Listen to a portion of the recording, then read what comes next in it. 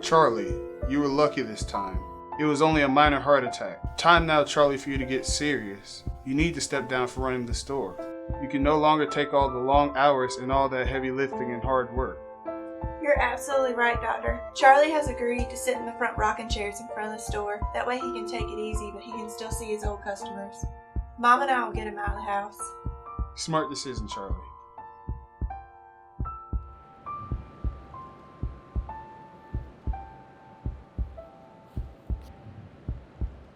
Are you really gonna retire, Charlie? Charlie, you're gonna be bored to death if you don't come in here every day. Don't worry about it. The old ticker and me are just wearing out. Yeah, so I'm gonna be out front, sitting in the rocking chair, watching. So you don't need to worry about me. If I stayed at home, Peggy and the missus would put me to work every day.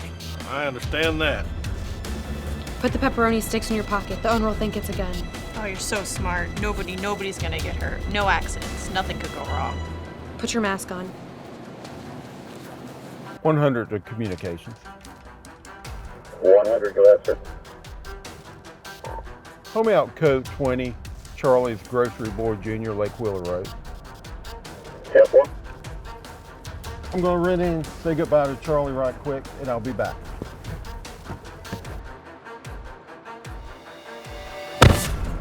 Empty the register, old man.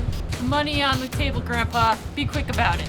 Come on, guys, you don't want to do this. You're gonna spend several years in prison for just a few bucks? Be quick about it. We're deadly serious. Act fast or we just might blow your head off. Think about it, guys. Charlie? Hands in the air. Let me see your hands. Drop the weapon.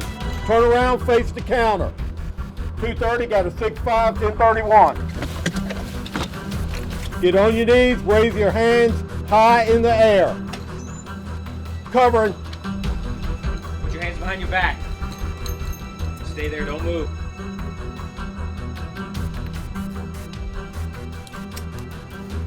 Stay there, don't move.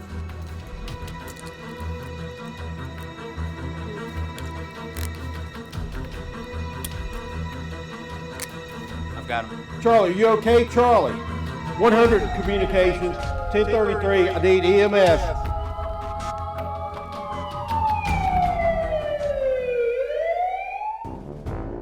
All rise. The Honorable Paige Phillips, President and Presiding. Draw near and be attentive. Please be seated.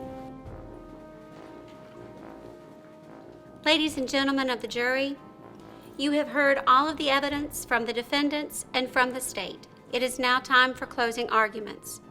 You will first hear from Attorney Thompson for defendant Petra Peterson. Permission to approach the jury, Your Honor? Yes, Counselor. Thank you.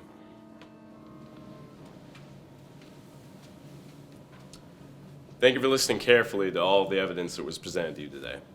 You were very attentive throughout the whole process. But the most important thing that was heard from this witness stand is that these two did not intend to hurt anybody. The pepperoni sticks were used merely to ensure that no bullets went flying. That is the most important point. Defendant Petra Peterson is not guilty of murdering Charlie. At most, the evidence supports a verdict of robbery. Thank you. Next will be Attorney Benson, the lawyer for co-defendant Petunia Peterson. Permission to approach the jury, Your Honor? Yes, Counselor. Thank you.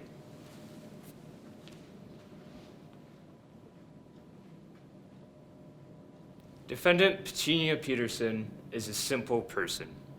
All that she did was follow her cousin's lead in doing what she was told. If she is guilty of anything, it is of being an unwise young lady. She never wanted to hurt anyone. Your verdict should be for robbery and not for murder. Thank you. And now we will hear from District Attorney Wilson.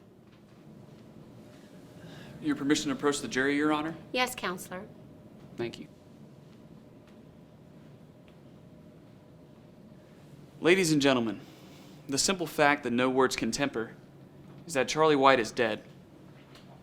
He died when the fake pistol was shoved into his face because he thought a real pistol was going to be fired that day. And he was scared for his life, scared to death. Now these two defendants over here were too lazy to go out and work for the money that they so desired. And instead they sought to go after crime. And now Charlie's dead because of that decision. Now the judge and I are going to inform you of a law that has been enacted here in America since colonial days and has been enacted in Great Britain for the past 1,000 years. Now this law is called the felony murder rule. And what it states is during the commission of a felony, if anyone dies, the defendants are charged with murder in the first.